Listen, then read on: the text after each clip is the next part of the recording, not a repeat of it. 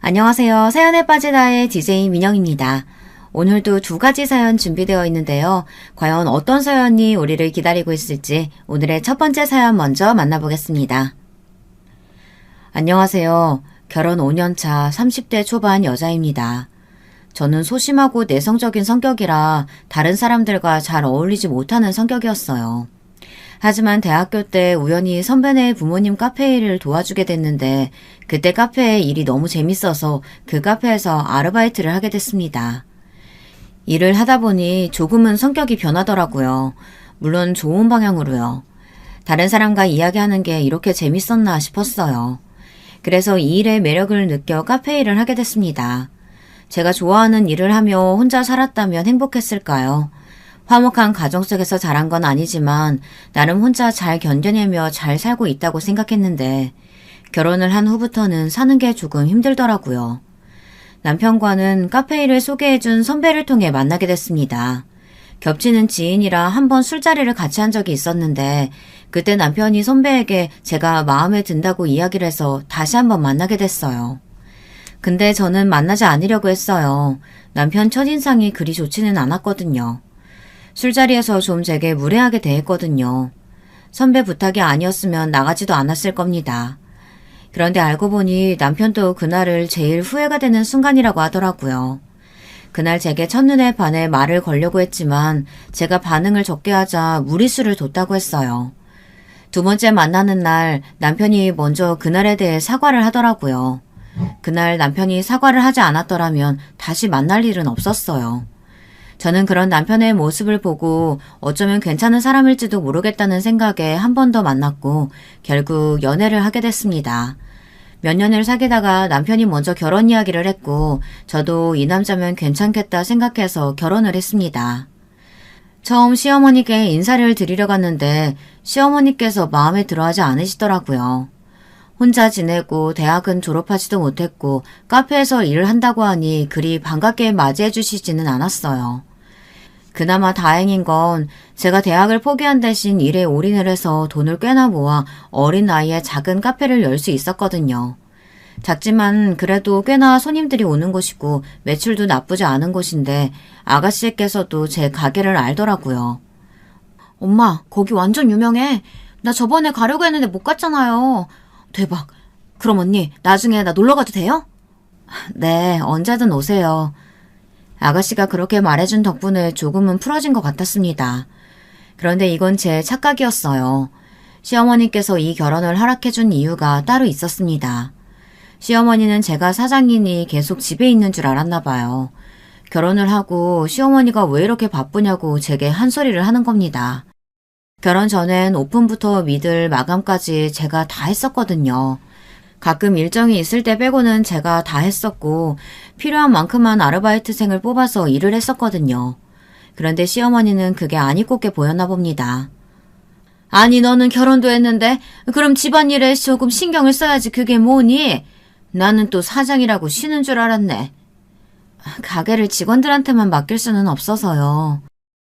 저는 그래도 최대한 저와 직원들이 일을 하고 바쁘면 아르바이트생을 구해야 한다고 생각하거든요. 근데 시어머니는 그거 좀 쉰다고 도움되는 거 없다면서 직원을 한 명 더 뽑으라고 이야기를 하시더라고요. 물론 저희 남편이 돈을 못 버는 건 아니지만 그래도 제가 해왔던 일이고 직원을 한 명 더 뽑으면 그만큼 돈도 줄어드는 건데 왜 싫다고 하는지 이해가 가지 않았습니다. 여러분은 이해가 가나요?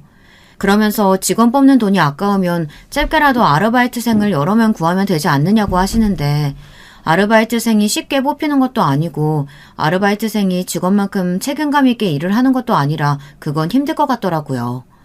시어머니는 장사에 대해 잘 모를 수 있으니 이해를 못할 수 있다고는 하지만 설명을 해드려도 이해할 생각은 하지 않으셨습니다.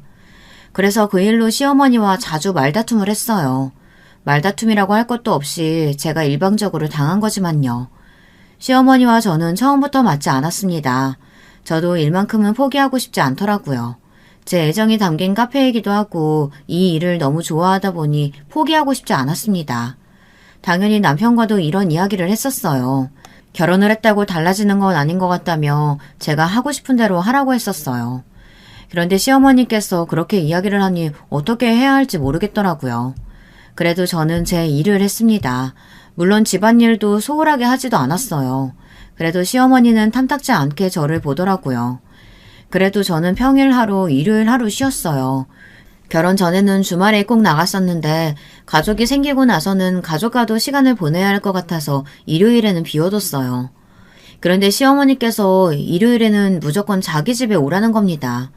처음에는 아무 말 없이 일요일에 시어머니 댁에 갔는데 하는 일이 뭔지 아나요? 도련님, 아가씨 밥 차리고 시댁 집안일하고 일을 하는 게 다였어요.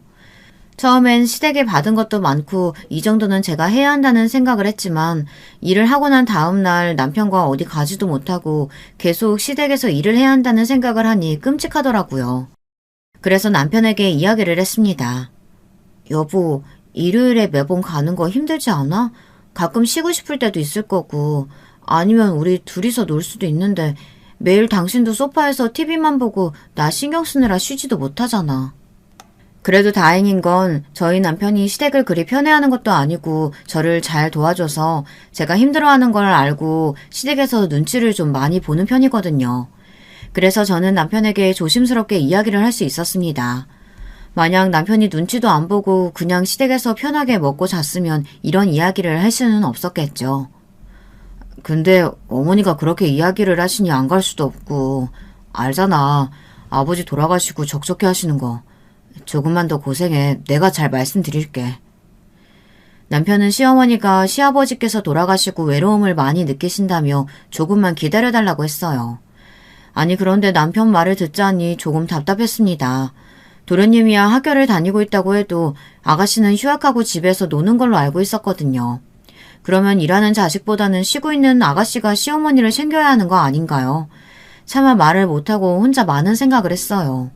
시어머니가 일부러 저 일 시키려고 그러는 건가 생각도 했다니까요. 한 달이 흘러서도 여전히 일요일만 되면 시댁으로 갔습니다. 하루만 쉬고 일을 하고 시댁에 가려니 힘들더라고요. 물론 그 전에 하루만 쉬고 일을 했었지만 뭔가 그때랑은 좀 다르더라고요. 카페에서 일할 때는 매출 때문에 스트레스를 받지 뭐 딱히 스트레스 받을 일은 없었거든요. 그런데 시댁에 가려니 가기 전부터 스트레스를 받고 가서도 스트레스 받고 갔다 온 후 다음 주가 생각나서 스트레스를 받더라고요. 그래서 더 힘들었습니다. 결국 저는 남편에게 이야기를 했어요. 여보, 어머님께 말씀 좀 잘 드려봐. 나 이제 좀 힘들어. 그렇지? 미안해. 안 그래도 요즘 당신 힘들어 보이는 것 같아서 어머니한테 말씀드리려고. 많이 힘들지. 남편이 이렇게 이야기를 해줘서 참고 시댁에 가는 거지.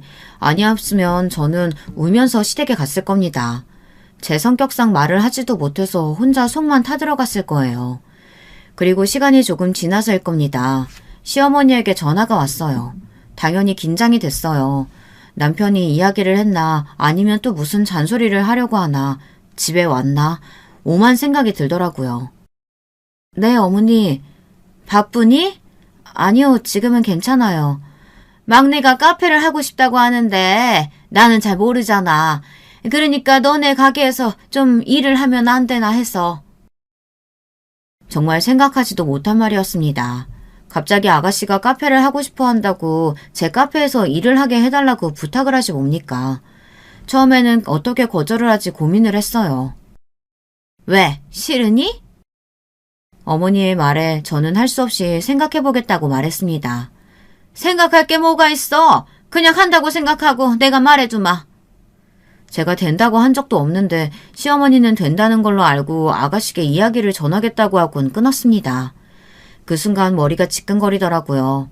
솔직히 저희 가게가 좀 바쁜 편이라 힘들거든요. 그런데 카페 일이라고는 모르고 집안일도 해본 적 없는 아가씨가 제 카페에서 일을 한다고 생각하니 앞이 막막했습니다. 그래도 어쩌겠어요. 카페 일을 해보고 싶다는데. 저도 처음에는 아무것도 모르는 상태에서 카페 일을 시작했기 때문에 아가씨의 마음을 이해 못하는 건 아니었습니다. 그런데 정말 아가씨는 카페 일을 하면 안 되는 사람이었어요. 일단 기본적으로 일머리가 전혀 없는 사람이었어요. 처음에는 천천히 알려주면 되지 않을까 생각했는데 세상에 그렇게 일을 못하는 사람은 처음이었습니다. 기본적으로 물을 담는 것도 설거지하는 것도 치우는 것도 청소하는 것도 다 하나하나 알려줘야 했고요. 그리고 하나를 시키다가 또 다른 하나를 하면 그 일을 끝내고 하면 되잖아요. 그런데 그 일은 멈추고 다른 일을 시작하더라고요. 하루는 아메리카노 주문이 들어와서 아메리카노를 만들어 달라고 부탁을 하고 다 끝내고 주변과 홀이 좀 더러워서 청소를 부탁했는데 그러면 보통은 아메리카노를 다 만들고 청소를 하잖아요. 그렇지 않나요? 그런데 아메리카노를 만들다가 청소를 하더라고요. 처음에는 몰랐습니다. 저는 다른 손님 거를 만들고 있었거든요. 그런데 당연히 아메리카노 손님은 아메리카노를 받지 못하고 있었어요. 그래서 아메리카노 손님이 자기 거는 언제 나오냐고 화를 내시길래 확인을 했더니 새로 들어온 주문은 아이스 아메리카노밖에 없어서 분명 나갔을 거라고 이야기했어요. 그런데 그때 식은 물과 따뜻한 컵이 구석에 그대로 있더라고요. 그래서 아가씨에게 물어봤어요. 아가씨, 따뜻한 아메리카노 아까 주문 들어온 거 나간 거 맞죠? 네, 잘 모르겠어요. 아니, 아무리 몇 분이 지났다고 해도 아가씨는 주문을 하나 받고 그리고 청소를 시킨 거였거든요. 그걸 나갔는지 안 나갔는지 있다니 말이 됩니까? 손님에게는 죄송하다고 이야기를 하고 아메리카노를 다시 드렸어요. 물론 죄송하다고 하고 작은 디저트도 같이 드렸답니다. 물론 처음에는 실수를 할 수 있다고는 하지만 그래도 아메리카노 하나 부탁했는데 그걸 나갔는지 안 나갔는지 모르겠다고 이야기를 하니 답답했습니다. 처음 만들어서 나간 것도 아니고 몇 번 해봤는데도 실수가 나왔으니 말이에요. 일이 끝나고 아가씨에게 한 소리 했습니다. 아가씨, 왜 했던 일을 안 끝내고 다음 일을 해요? 그리고 이번에 아메리카노 한 잔이라서 다행이지 다음에 여러 잔 잊었으면 어쩔 뻔했어요. 언니, 그럴 수도 있죠. 몰라서 그런 거잖아요. 좀 봐주세요. 아가씨는 그 후로 몇 번의 실수가 있었습니다. 아니, 몇 번이 아니라 늘 실수가 있었어요. 심지어 자주 했던 아메리카노마저 실수가 잦았습니다. 아이스인지 핫인지 구분을 잘 하라고 했는데 그걸 확인을 안 하더라고요. 그리고 아가씨 마음대로 시간도 정해서 나오더라고요. 결국 저는 아가씨에게 나오지 말라고 이야기했습니다. 너무 하시는 거 아니에요? 저 친구들이 놀러 오기로 했단 말이에요. 그럼 저 커피 뽑는 모습이라도 보여주고 그만두면 안 돼요? 아가씨의 말에 저는 할 말이 없었습니다. 결국 전 그냥 놀고 와서 커피만 뽑아서 만들어 가라고 했어요. 아가씨는 뭐가 좋다고 저에게 고맙다고 하고 가더라고요. 잘렸는데도 기분이 좋아 보였어요. 그날 시어머니에게 전화가 왔습니다. 너는 애가 실수 좀 했다고 잘라버려? 네? 아니 어머님, 한 달이나 됐는데도 실수가 너무 잦고 아가씨가 마음대로... 어머니는 제 말을 끊어버리고는 계속 잔소리를 했습니다. 아니 그렇다고 잘라? 네가 사장이다 이거냐? 사장이 너만 있는 줄 알아?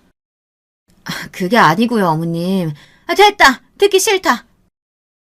시어머니는 성질을 내며 전화를 끊었습니다. 그날 저는 너무 찝찝해서 남편에게 하소연을 했고 남편은 아무 말 없이 제 말을 다 들어줬어요. 그래, 애가 일머리가 좀 없기는 해. 아휴, 언제 철이 들렸는지. 근데 여보, 어머니가 당신 평일에도 올 수 있으면 오라는데 오늘 통화했거든. 근데 그렇게 이야기를 하시네. 내가 피곤해서 힘들 수도 있다고는 이야기하기는 했는데. 그래. 피곤하긴 한데 알겠어. 어머니한테 전화해보지 뭐. 그리고 그 다음날 시어머니에게 전화를 했습니다. 어머니는 아가씨 일 때문인지 단단히 화가 난 것 같더라고요. 결국 어머니의 화를 풀어주기 위해서는 시어머니의 말을 들을 수밖에 없었습니다. 일도 하고 아무 문제도 없는데 이렇게까지 시어머니의 말을 듣는 게 조금 이상한가요? 아니면 그냥 어쩔 수 없이 듣는구나 생각을 하시나요? 시어머니께서 집이랑 가구를 해주시지 않았다면 아마 말을 듣지 않았을 것 같아요. 시어머니는 저희들에게 좋은 집에서 살라고 돈도 보태주시고 가구도 좋은 걸로 해주셨어요. 물론 자기 아들 좋은 곳에서 살아야 한다고 해서 돈을 주시기는 했지만 그래도 저도 같이 살고 있는 입장이잖아요. 그래서 시어머니의 말을 들어줄 수밖에 없었습니다. 그렇잖아요. 해주신 게 크다 보니 거기에 맞게 저도 보답을 해드려야 되지 않겠어요. 가끔은 왜 받았을까, 안 받았으면 달라졌을까, 아무것도 받지 않았다면 시댁과 인연을 끊을 수 있었을까, 이런 생각을 하기는 하지만요. 결국 저는 하루 종일 일을 하는 사람이 되었어요. 아니, 오히려 카페 일을 하는 게 너무 좋았습니다. 시댁에 가면 이야기할 사람도 없고 가정부가 된 것 마냥 밥하고 청소하고 시어머니 심부름하고 저는 처음에 당연히 모든 시댁이 다 그러는 줄 알았어요. 다 저처럼 일을 하는 줄 알았습니다. 그런데 제 친구는 시댁에 가면 어머니가 쉬라고 제발 앉아있으라고 한다는 거예요. 저는 그 이야기를 듣고 제가 시댁살이를 하고 있다는 걸 알게 됐어요. 그래서 하루는 저희 집에 남편 친구와 남편이 집에 놀러와 술을 마시고 있는 거예요. 말도 없이 술자리를 하고 있어서 화가 났지만 화를 낼 겨를도 없이 어느새 저도 모르게 같이 술자리를 하고 있더라고요. 그리고는 남편 친구도 있는데 시어머니에 대한 이야기를 했습니다. 그리고 거기에다 아가씨 이야기도 하고 서운한 이야기는 다 했어요. 술 기운에 할 말 못할 말 다 했습니다. 그리고 곧장 방에 들어가서 씻고 누웠어요. 그런데 남편도 그때 술이 좀 들어갔는지 방에 들어와서는 화를 내는 겁니다. 당신 지금 뭐 하는 거야? 아무리 편하다고 해도 그렇지 내 어머니고 내 동생인데 그런 식으로 이야기하면 좋겠어? 남편은 화가 나면 더 차분하게 이야기를 하는데 딱 방에 들어와서 소리를 깔고 이야기를 하더라고요. 그래서 남편이 단단히 화가 났다는 걸 알 수 있었습니다. 하지만 저도 술을 마시고 감정적으로 올라올 수밖에 없는 상황인지라 저도 참지는 않았어요. 아니 서운하잖아. 힘들어서 이야기하는데 왜 나는 그런 소리도 못해? 지금 내 친구도 있는데 그런 이야기를 하잖아. 그런 건 나중에 했어도 됐잖아. 그래 알겠어. 다음부터는 이런 말 안 할게. 아니 안 하는 게 문제가 아니잖아. 결혼 후 첫 부부싸움을 했습니다. 그것도 남편 친구가 듣고 있는 데서요. 남편에게도 미안했지만 남편 친구에게도 미안했어요. 기분 좋게 왔는데 제가 와서 분위기 다 망치고 부부싸움 하는 것만 보여줬잖아요. 그래서 저희 부부싸움이 풀리고 난 후 남편에게 친구 번호를 받아 직접 사과를 했습니다. 그 후로 몇 번 남편 친구가 저희 집에 놀러 왔어요. 저야 직장인보다는 늦게 일이 끝나니 늘 남편과 남편 친구는 조금 취해 있었고요. 그런데 여러분, 상상도 못할 일이 벌어졌습니다. 아니, 제게 이런 일이 일어날 줄 몰랐어요. 짧게만 말씀드릴게요. 이 이야기는 솔직히 필요가 없지만 제 인생의 가장 황당한 사건이라 빨리 말씀드리고 싶네요. 남편 친구와 그 후 몇 번 연락을 했어요. 그것도 그냥 오늘도 집에서 잘 놀다 간다, 덕분에 즐겁게 놀다 가요, 뭐 이런 이야기들 정도 그런 연락을 했어요. 남편 친구는 저희 집에서 노는 게 재밌었는지 점점 저희 집에 자주 놀러 오더라고요. 뭐 저는 불편하지는 않았어요. 친구 한 명이 더 생기는 것 같은 기분이었어요. 그런데 어느 날 제가 쉬는 날 모처럼 시어머니께서 모임을 간다고 저는 일찍 집에서 쉬게 된 날이 있었어요. 그날 남편 친구가 여자친구와 헤어졌다는 겁니다. 그래서 남편은 밖에서 술을 마시고 온다고 했어요. 그리고는 남편이 저도 올 거면 오라고 하더라고요. 저도 할 것도 없고 모처럼 밖에서 술을 마시고 싶어서 약속 장소로 갔습니다. 그런데 남편은 일이 남아서 일을 더 하고 온다고 해서 남편 친구와 저와 둘이 있게 됐어요. 둘이 있어 본 적은 없지만 편해서 저는 괜찮았습니다. 그런데 남편 친구가 조금 취했는지 제게 말을 편하게 하더라고요.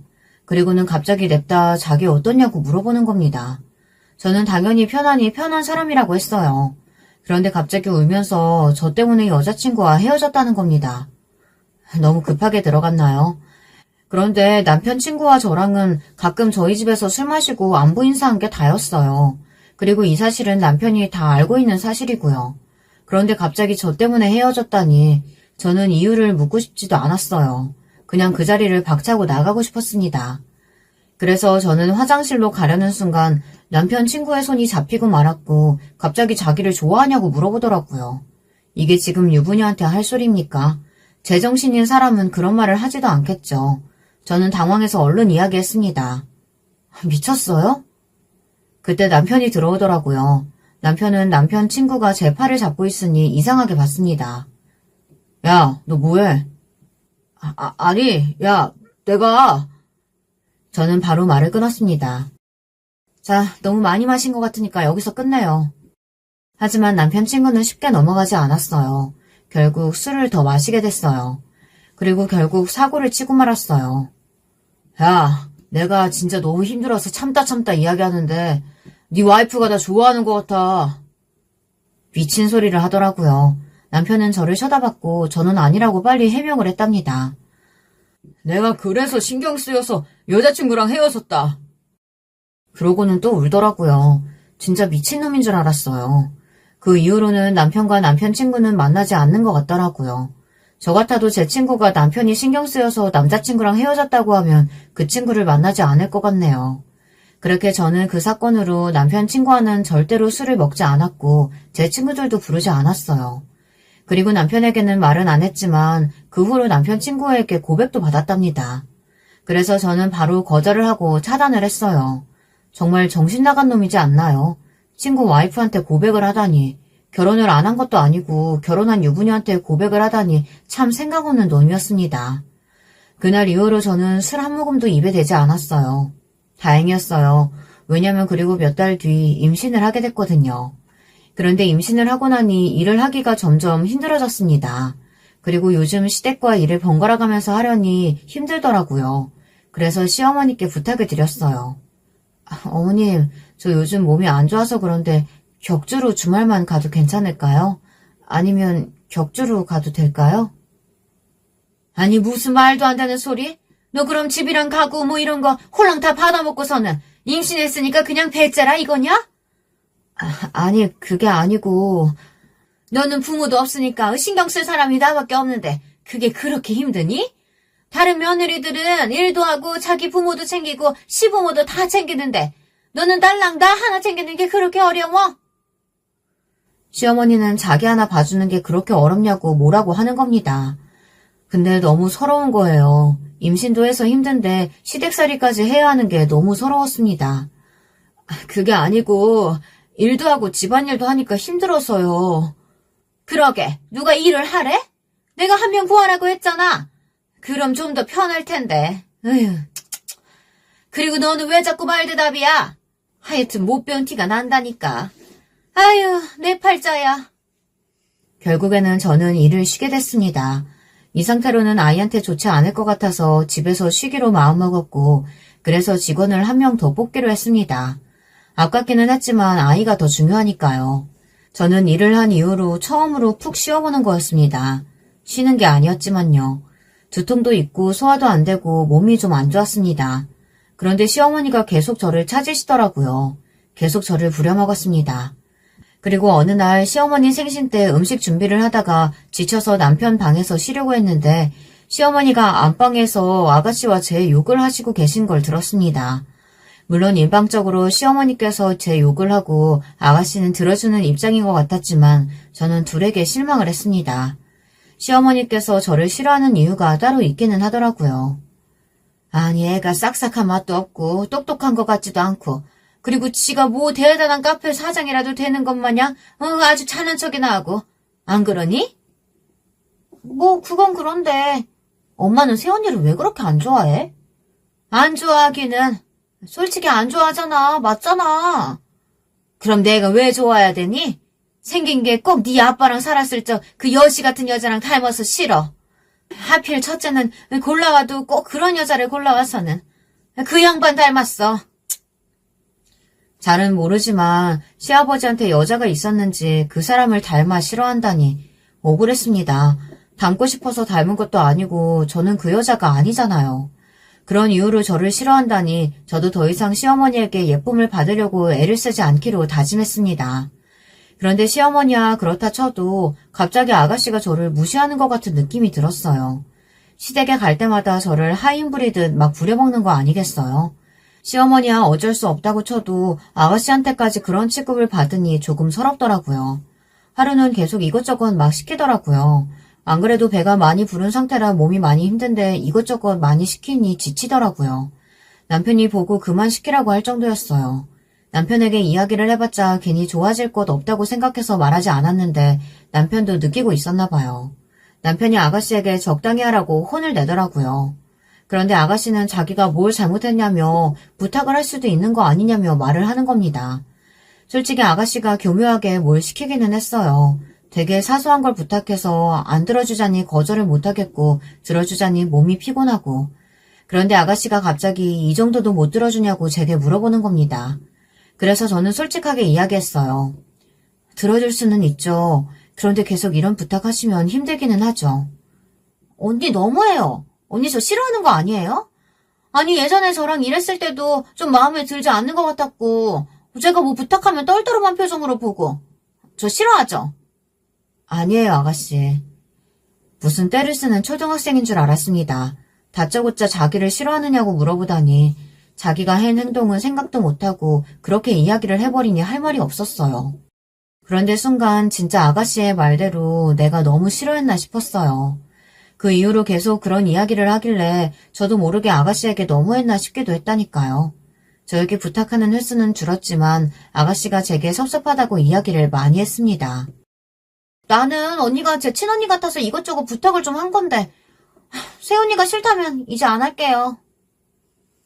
당당하던 아가씨는 갑자기 불쌍한 사람처럼 이야기를 하는 거예요.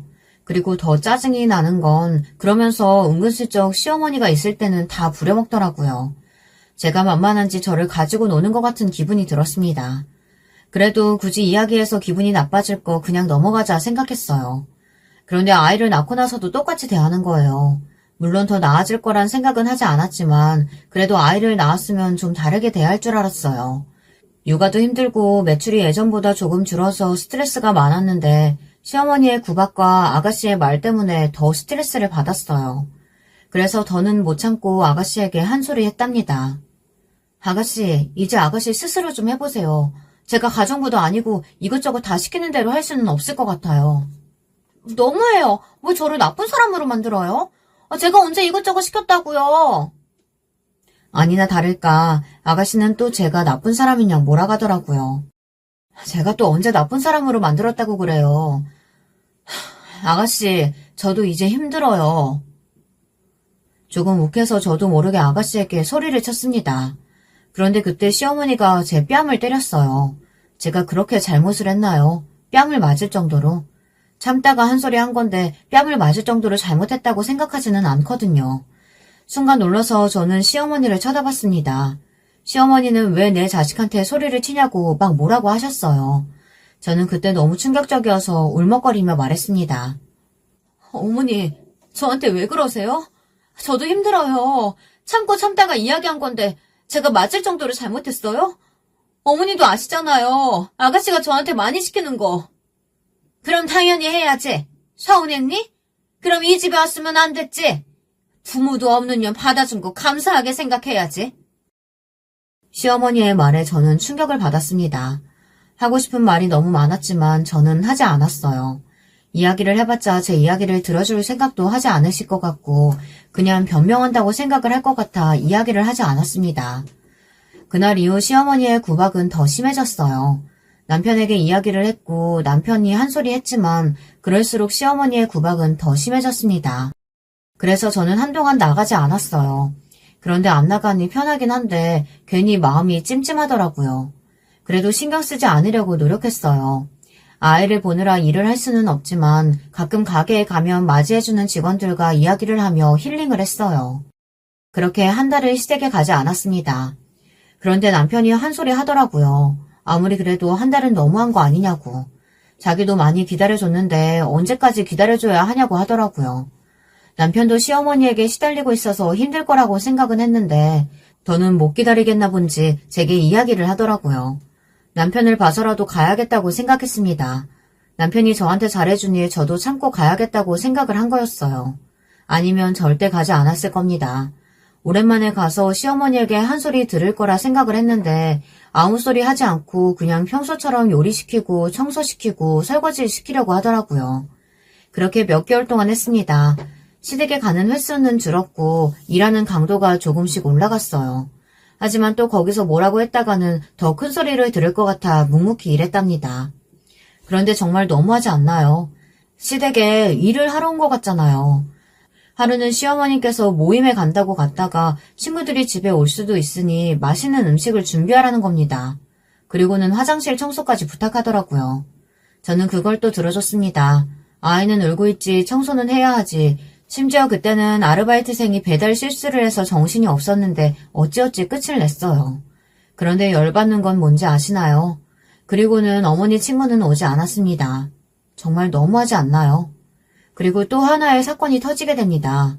도련님이 결혼을 한다고 여자친구를 데려온다고 하더라고요. 그래서 그날도 음식 준비하느라 바빴어요. 이제 어머니는 저를 있는 사람 취급을 해주지 않았어요. 저는 익숙했습니다. 그냥 이 시간이 빨리 지나가길 빌었어요. 그런데 더 싫은 건 도련님 여자친구가 의사라고 하더라고요. 의사, 괜찮아요. 제가 싫었던 건 시어머니의 구박이었어요. 병원장 딸이라며 자기도 이제 인생 폈다며 드디어 자기도 제대로 된 며느리를 보게 됐다며 했던 이야기를 또 하며 모든 사람에게 전화를 돌리더라고요. 그런 말은 너무 많이 들어서 이제는 상처도 되지 않았어요. 그냥 지칠 뿐이었어요. 의사라는 말을 듣고 참 비교 많이 당하겠다 생각했지요. 동서가 생겨서 좋기는 하지만 시어머니와 아가씨 같은 사람이라면 더 힘들어지잖아요. 저는 좋은 사람이길 빌었습니다. 그리고 동서가 첫 인사를 하러 왔어요. 예쁘고 착해 보였어요. 저는 동서의 첫인상을 보고 조금은 안심했습니다. 첫인상과 다를 수는 있지만 일단 굉장히 선해 보이는 사람이었거든요. 시댁 식구들은 동서와 웃으며 이야기를 하고 있었습니다. 남편은 저를 도와주려고 했지만 저는 괜찮다고 했어요. 막 바쁘게 움직이고 있을 때 갑자기 동서가 제 이야기를 하더라고요. 어머님, 저분은... 전혀는 파출부나 다름없어. 신경 쓰지 마. 대놓고 조롱을 하자 저는 손이 떨렸습니다. 너무 화가 났어요. 어떤 말을 들어도 괜찮았고 이제는 무슨 이야기를 해도 괜찮을 거라 생각했는데 아니었어요. 참고 참다가 저도 모르게 터져버렸어요. 순간 앞이 핑 돌면서 아무 생각도 나지 않았습니다. 그런데도 시댁 식구들은 웃으며 이야기를 하더라고요. 눈치를 보는 건 남편과 동서뿐이었어요. 어머니! 좋은 날 뭐라고 하지 말고 밥이나 먹어. 여기 고기 좀 더 주렴. 저는 눈물을 참고 고기를 더 주러 갔습니다. 그런데 갑자기 동서가 제게 말을 걸더라고요. 혹시 저희 어디서 안 봤나요? 네. 아니요. 어디서 다른 사람이랑 착각하신 거 아니에요? 저도 모르게 말이 조금 날카롭게 나갔습니다. 또 그 말투를 보고 시어머니께서 뭐라고 했어요. 너는 애가 싸가지 없게 말투가 그게 뭐니? 그 순간 동서가 놀라며 이야기를 했습니다. 혹시 혜미 언니 아니세요? 맞죠? 저 기억해요? 갑자기 동서가 제 이름을 부르는 겁니다. 저는 동서를 빤히 쳐다봤어요. 그런데 어렸을 때 친하게 지내던 동생이었더라고요. 자기 이름을 이야기하자 저도 기억이 났습니다. 그대로 자랐더라고요. 왜 몰랐을까 싶을 정도로요. 그리고는 시어머니가 당황하며 물어봤어요. 어떻게 아니? 아버지가 예전에 언니 아버지 밑에서 일을 했었거든요. 그래서 어렸을 때 자주 만나서 놀았어요. 뭐? 언니 고아 아니야? 네? 형님 무슨 말을 그렇게 하세요? 저기 삼성병원 아시죠? 거기서 일하고 계신데요? 동서의 말을 듣고 시댁 식구들 모두 놀라 뒤로 자빠졌습니다. 남편도 몰랐던 사실이라 저를 쳐다봤어요. 아가씨 남자친구도 계셨는데 그분은 재미있다며 흥미롭게 지켜보더라고요. 시어머니는 당황하면서 저에게 물었습니다. 저는 그냥 사연이 있어서 가족과 인연을 끊었다고 이야기를 했습니다. 저는 앞에서 제가 화목한 가정은 아니라고 했던 말 기억하시나요? 저희 가정은 화목하지는 않았어요. 저희 아버지는 굉장히 큰 병원을 운영하고 있었고 저희 어머니는 꽤 괜찮은 집안에서 태어나 아버지와 선을 보고 결혼을 해 저를 낳게 되었습니다. 그런데 둘은 조건만 받지 맞지는 않았던 것 같아요. 싸우지도 않았어요. 그냥 둘이 말이 없었습니다. 서로 남보다 못한 존재였어요. 그래서 저는 부모님에 대한 사랑을 받아보지도 못했어요. 어렸을 땐 당연하다고 생각했었는데 동서의 부모님을 보고 다르다는 걸 느꼈어요. 동선의 부모님이 자주 놀러 오셔서 동서와 자주 놀았었는데 그때마다 동선의 부모님께서 저를 잘 챙겨줬고 굉장히 화목해 보이더라고요. 저희 집이 화목하지 않다는 걸 안 순간부터 매일 부모님이 달라졌으면 좋겠다고 소원을 빌었어요. 하지만 달라지겠어요. 오히려 더 사이가 안 좋아졌습니다. 아버지가 자기는 작은 병원을 열어 혼자 일하고 싶다고 이야기를 하더라고요. 어머니는 안 된다고 그러면 이혼이라고 이야기를 했고 어린 나이부터 저는 부모님의 이혼을 걱정했습니다. 하지만 결국 부모님은 이혼을 하고 말았어요. 뭐 이혼만 했으면 부모님과 인연을 끊고 살지는 않았을 거예요. 솔직히 집안 형편은 괜찮았으니 제가 인연을 끊으면 손해라고 생각을 했거든요. 안 그런가요? 제가 인연을 끊는 데에는 한 가지 사건이 있었습니다. 아버지의 재혼이었어요. 아버지가 재혼을 했는데 어머니와 이혼 소송을 하기 전부터 만나고 있던 사람이었어요. 왜냐면 종종 그 여자 때문에 부모님이 싸우는 걸 봤거든요. 심지어 새어머니라는 사람은 저희 집에도 종종 왔습니다. 왜냐면 아버지 후배의 아내였거든요. 그래서 종종 저희 집에 와서 밥을 먹었어요. 둘이 눈이 맞아서 이혼을 했는지 아니면 다른 이유가 더 있는지는 모르겠지만 어쨌든 이혼을 하고 그 여자를 집에 들였어요. 새어머니에게는 아들이 한 명 더 있었는데 저보다 나이가 많았어요. 처음에는 아버지의 재혼 소식에 힘들어했어요. 이혼도 힘든데 재혼이라니. 그런데 새어머니가 재혼 전 저에게 친딸처럼 아주 예뻐해 주더라고요. 그래서 저도 마음의 문을 열었습니다. 어머니의 사랑을 못 받아온 아이가 새로운 사람에게 사랑을 받으니 친어머니보다 좋다고 느끼지 않겠어요. 솔직히 친어머니보다 좋았습니다. 그런데 막상 재혼을 하고 나서부터는 저를 정말 무시하더라고요. 아버지가 계실 때는 조금 잘해주다가도 안 계실 때는 철저하게 무시를 했습니다. 이제 막 고등학생이 된 저는 견딜 수가 없었어요.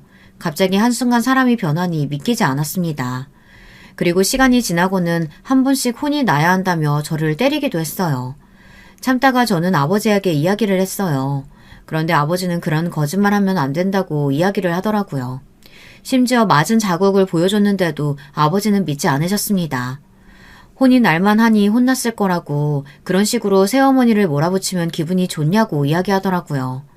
그리고 저 빼고 세 가족이 화목하게 지내는 모습을 보니 저는 더 이상 낄 틈이 없다고 느꼈어요. 그래서 저는 대학에 들어가자마자 가족들과 인연을 끊었습니다. 학교는 어머니가 돈을 대주셨고 또 어렸을 때부터 모아둔 돈이 있어 그걸로 어느 정도 생활을 했었는데 어머니도 다른 사람과 재혼을 하고 난 뒤로는 저를 챙기지 않으셨어요. 그래서 어머니와도 인연을 끊게 됐습니다. 그리고 저는 힘들어하다가 선배를 만나 카페에서 일을 하게 됐고 그러면서 카페에서 일을 하는 게 저에게는 큰 힘이 되어 학교도 그만두고 카페 일에 매진하게 되었던 겁니다. 그리고 남편을 만나 결혼을 하게 되었어요.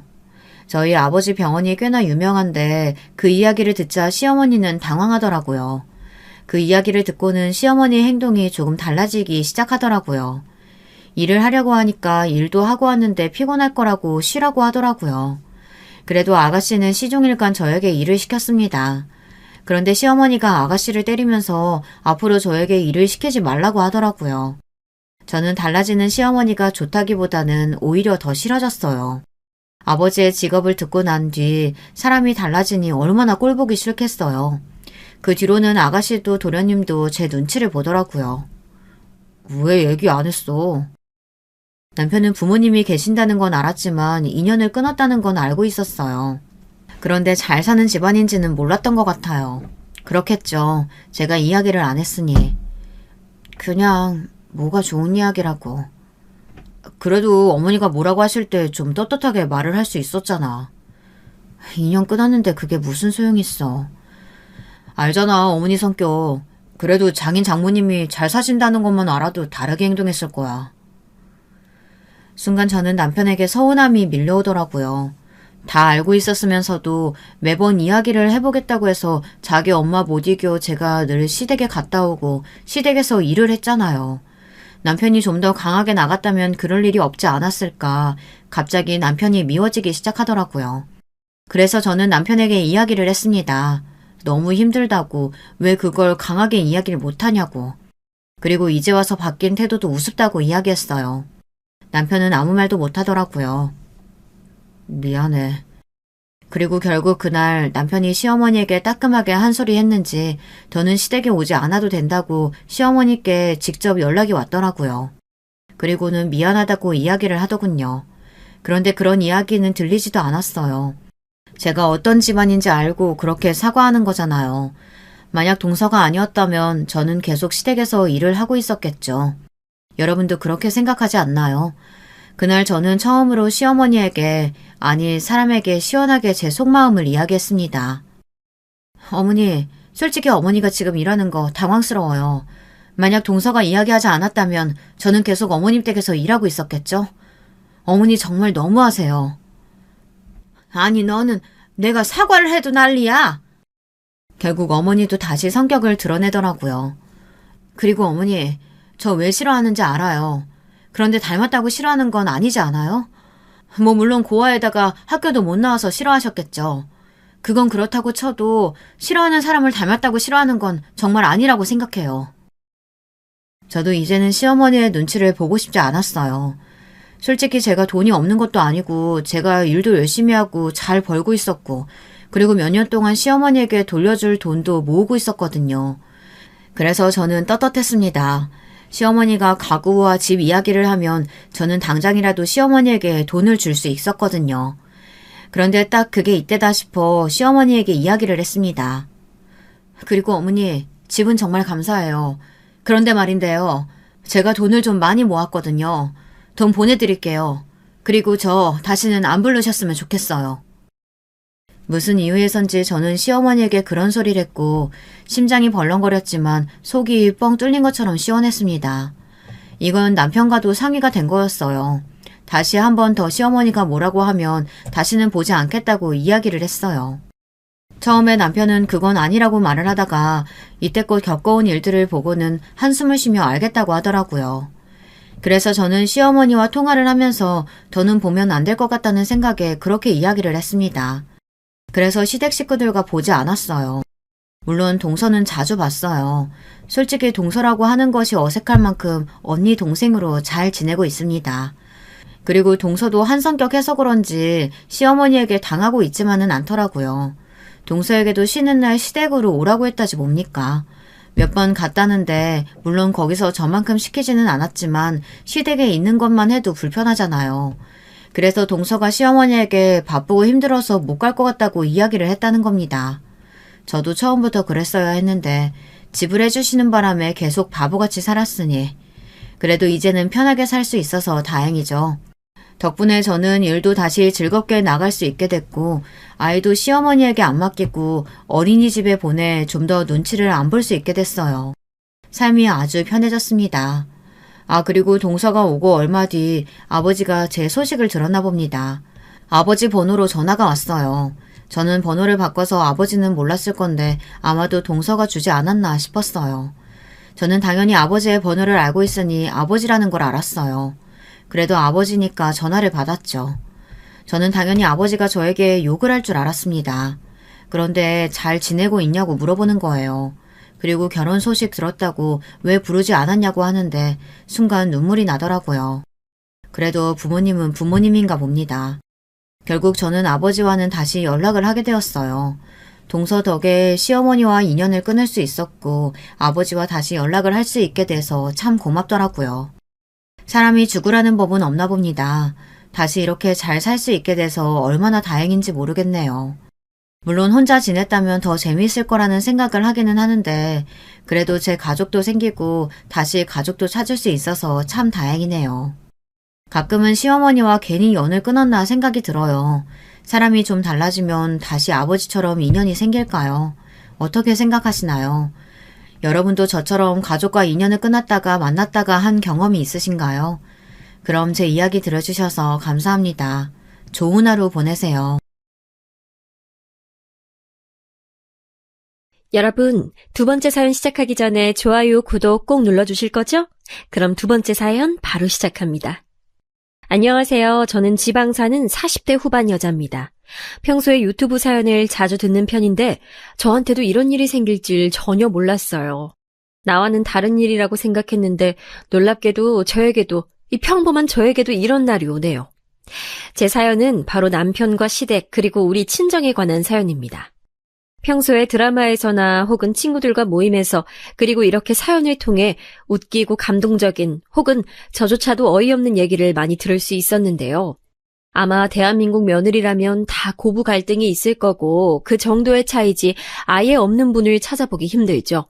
물론 간혹 우리 시부모님, 며느리는 괜찮다고 하실 수 있는데 그런 경우는 어느 한쪽이 참고 있거나 혹은 전생에 나라를 구해서 복을 받은 거라고 보면 되겠네요. 물론 예전처럼 시어머니들이 대놓고 시집살이를 시키는 건 많이 사라졌다고 하고 반대로 며느리가 무서운 시어머니도 참 많죠. 무튼 오늘 제 사연은 사이다도 있고 감동도 있습니다. 일단 제가 자라온 환경에 대해 말하자면 저는 위로 쌍둥이 오빠들이 있는 막내딸로 태어났어요. 쌍둥이 오빠들은 일란성이라 서로 되게 닮았는데 자세히 보면 얼굴에 있는 점의 위치가 한 명은 눈 밑에, 다른 한 명은 볼 가운데에 있어서 그걸로 구분하곤 합니다. 제가 기억하는 아주 어린 시절은 되게 행복했던 기억밖에 없어요. 어렸던 제가 느꼈을 정도로 집안은 화목했고 아버지와 어머니도 자식들에게 다정하고 사랑을 많이 주시던 분들이셨어요. 특히 아버지는 제가 3남매의 유일한 딸이라 얼마나 애지중지했는지 몰라요. 물론 아버지니까 오빠들도 사랑하셨는데 막내딸에 대한 사랑이 지극해서 오빠들 몰래 과자도 사주시고 똑같은 잘못을 해도 저는 혼나지 않는 경우도 많았어요. 그런 모습을 보고 오빠들은 질투하거나 그러진 않았고 오히려 오빠들도 저를 많이 예뻐해서 본인 친구들과 노는 자리에 데리고 가기도 했습니다. 오빠가 둘이나 있으니 어렸을 때부터 제 성격은 굉장히 활발했고 학교에서도 나서기를 좋아해 선생님들의 사랑을 많이 받았어요. 반장도 여러 번 했었고 친구들과 교우 관계도 아주 좋았습니다. 우리 아버지는 오빠들과 제 친구들 사이에서 아주 유명했는데 어른의 도움이 필요할 때 제일 먼저 나서는 사람이 우리 아버지였기 때문이에요. 그리고 아버지가 퇴근하며 집에 오다 골목길에서 노는 우리를 발견하면 친구들을 다 데리고 식당에 데려가 밥을 먹이거나 혹은 슈퍼에 가서 아이스크림을 하나씩 사주곤 했어요. 그런 아버지가 너무 좋아 전 아버지 곁에 껌딱지처럼 붙어있는 경우가 아주 많았고 명절에 큰아버지는 그런 저를 보며 나중에 결혼은 어떻게 하냐고 웃으며 묻기도 하셨죠. 하지만 그런 걱정은 하지 않아도 됐는데요. 왜냐하면 아버지는 오빠들이 중학생 때 그리고 제가 초등학교 5학년 때 교통사고로 우리 곁을 먼저 떠나셨기 때문입니다. 모든 교통사고가 그렇듯 너무 갑작스러운 소식이었고 또 그날은 오빠들의 생일 바로 전날이라 잊고 싶어도 그럴 수 없는 날짜예요. 오빠들의 생일을 맞아 돈가스를 먹으러 가자고 했었는데 그 식당에는 가지도 못하고 돌아가신 아버지였어요. 가족들이 병원에 갔을 땐 이미 돌아가신 상태였고 트럭이 덮친 거라 그 자리에서 즉사하셨다고 했습니다. 아버지 말고도 다른 사망자가 있을 정도로 꽤 큰 사고였는데 우리가 살던 동네 어귀에서 돌아가신 거라 동네가 아주 초상집이었죠. 워낙 우리 부모님이 주변 주민들과도 친하게 지냈고 지금 시절과는 다르게 서로 이웃들이 가깝게 지내던 때라 혼자 남은 어머니를 이웃들이 많이 챙겨주셨어요. 그래서 심적으로 많은 도움을 받았는데 그건 너무나도 고마웠지만 현실적으로 경제적인 어려움이 집에 닥치기 시작했습니다. 물론 가해자에게 돈은 받았는데 그걸로 자식 3명을 키우기는 너무 어려운 문제였어요. 어머니는 성인이 되고 이렇다 할 직장을 가지지 않고 아버지를 만나 결혼한 상태라 어디서 일해본 적이 아예 없었습니다. 그래서 급한 대로 식당에 가서 일을 구하려고 해도 워낙 작은 동네라 이미 일하는 분들이 있어 그것도 쉽지 않았어요. 일자리가 많은 서울이나 광역시면 몰라도 지방에 있는 소도시에서는 일 구하는 게 참 어려웠다고 합니다. 친척들도 우리 사정을 안타깝게 여기시고 금전적으로 도와주려 했는데 그것도 한계가 있었고 또 언제까지 도움만 받을 수는 없어서 결국 어머니는 공장을 알아보셨는데 공장도 다른 지역을 가야 해서 생계를 위해 우리 가족은 다른 동네로 이사가게 됐어요. 차로 30분 정도 떨어져 있는 지역이었는데 거기는 나름 중소도시라 공장도 많았답니다. 어머니는 새로 이사한 곳에서 음식을 제조하는 공장에 다니셨는데 돈을 위해 잠도 자지 않고 깨어있는 시간을 거의 다 공장에서 보내셨어요. 잔업도 일부러 하며 돈을 한 푼이라도 더 벌려고 노력하셨습니다. 심지어 공장에서 간식으로 나오는 빵과 음료수도 먹지 않고 우리 먹으라고 가져다 주실 정도로 열심히 사셨어요. 그런 모습을 보고 친척들이 정 힘들면 막내인 저라도 보내라고 잠깐 키워주신다고 하셨는데 어머니는 단호하게 거절하셨습니다. 안 그래도 아버지 돌아가셨는데 저까지 다른 집에 보내면 식구들이 뿔뿔이 흩어진다고 싫어하셨어요. 저 또한 아무리 친척들과 사이가 좋은 편이어도 남의 집 가기는 싫었습니다. 그래서 저는 만족했는데 문제는 쌍둥이 오빠들이었어요.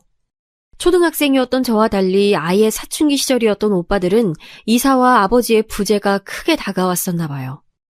둘이 워낙 성격이 활발하고 또 밖에 나가 노는 것을 좋아하긴 했는데 새로 이사간 곳에서는 좀처럼 쉽게 적응하지 못했습니다. 교우 관계가 좋아 새로 친구를 사귈 생각에 신나했었는데 무슨 일인지 자꾸 어울리지 못했고 결국 밖에서 떠돌게 됐어요. 하필 엄마가 공장에 가서 일하니까 집에 없는 시간이 더 많았는데 주위에서 그런 우리 집을 좋은 시선으로 바라보진 않았거든요. 워낙 지역색이 강했던 곳이라 더 그럴 수도 있는데 작은 소문은 거듭할수록 불어나서 나중엔 우리 삼남매가 고아라는 소문까지 났습니다. 엄마가 있다는 소식을 알자 나중에는 몇십 년이 지나 사연을 제보하는 지금도 입에 담기 힘들 정도인 소문까지 나서 얼마나 힘들었는지 몰라요. 저는 그래도 아직 초등학생이라 애들이 많이 놀리거나 그러진 않았는데 오빠들은 남자 중학교에 다녀서 많이 힘들어했습니다.